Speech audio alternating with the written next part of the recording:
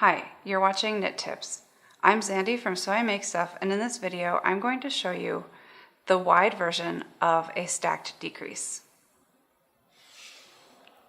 Here I have a swatch showing the original version and the wide version of a stacked decrease, and I know that they don't look very different here. But after putting out my first video showing this technique in 2014, I got a lot of questions about why people had trouble matching the width of their stacked decrease to the width of their stacked increase. So this is the first version that I have on the right, and then this is the wide version on the left. The wide version addresses the problem of the unequal width between the increase and the decrease. But it has some other problems that go with it.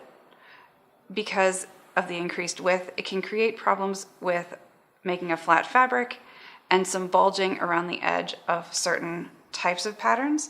So I don't use it in all my patterns now. I still use the original a fair bit. But if in the last couple of years you've gotten a pattern from me that had some instructions that didn't match the video, this new video will address that.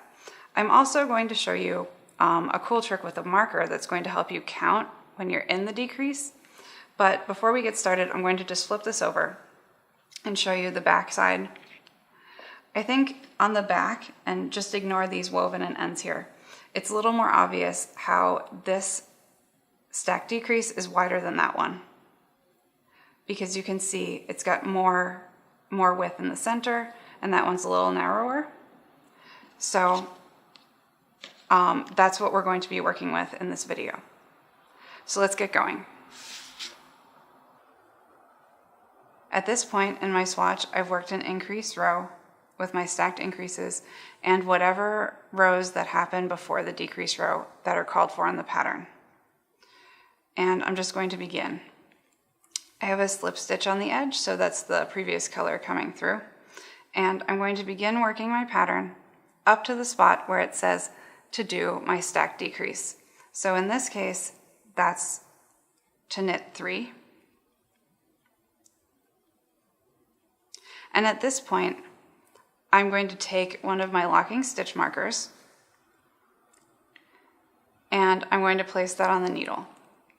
Keep in mind that all patterns are different and you may already have a marker at that spot, and I'm sure the pattern will tell you all the information you need to know about that if it's in place. But if you don't have one, this is a really helpful way to keep your place.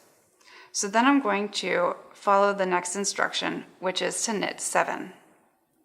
So 2, 3, 4, 5, 6, 7. And at that point, I'm going to be ready to do my knit 5 together, which happens at the bottom of every stacked decrease. So just to recap, I've knit whatever rows are in line with the actual line of instructions, then I've placed a marker, started my stacked decrease with a knit 7. And now, if there are any markers here, I'm going to remove them, and if not, I'm just going to knit 5 together. To do that, I'm actually going to slip 2, knit 3 together, and pass 2 over. It's easier to write knit 5 together than to write how to knit all of that.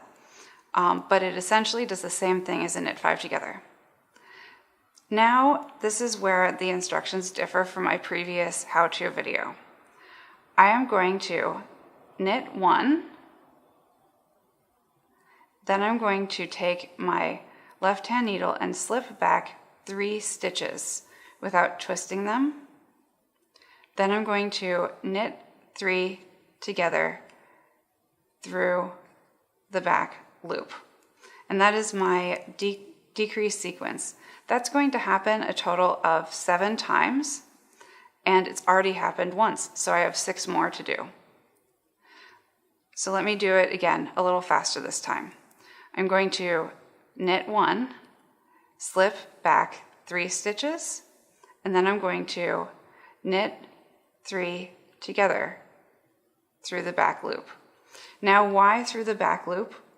I can show you specifically, because it is actually a time saver. It's not going to show up in your pattern if you don't do it through the back loop. But if I go to knit 1, this is my sequence again, knit 1, and I go to slip back 3, but I don't slip them back all the way, they end up right between both needle points, ready to knit together through the back loop. Okay? So that's my third time doing the sequence, and I have 4 more stitches. There's 1 here that I've just decreased. Then after the marker, there are 4 more. I have 4 more times before I've done a total of 7. So I'm going to keep doing that sequence.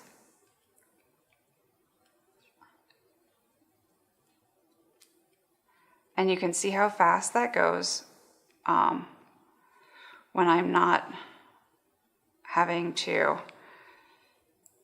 do the knit 3 together as a separate movement.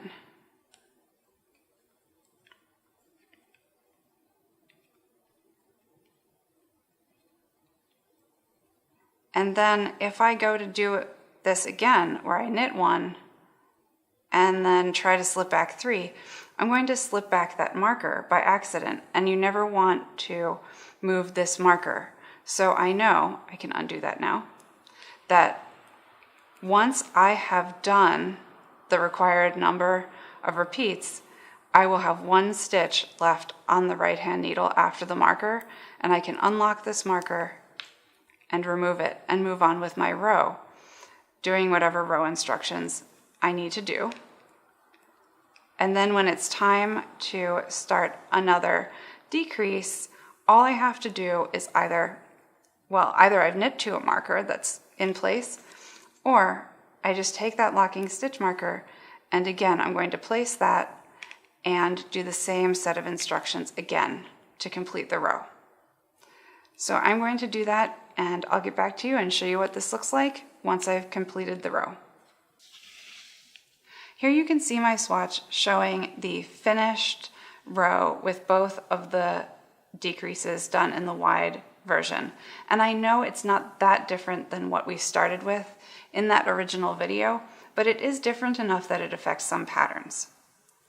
So let me go ahead and flip this over. If you have downloaded a pattern for me and you haven't really known what's going on because there isn't a video demo, I hope that this clears things up for you. It's about, when it comes down to it, a half of a stitch in width different. So it is a big difference over the course of a pattern.